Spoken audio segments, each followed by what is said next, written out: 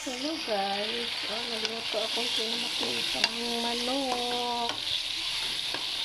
Ulam namin ni nanay. Ngayon. Para maiba naman guys. Pinamatisang manok. Luto na guys. Pero dati pa talaga ako nagluto ng guys. Hindi pa ako first time. Kaya ito, nagluto ako. Pero matagal na yun na panahon yung ating pagluto ng pinamatisang manok. Kaya guys, hanggang dito na lang.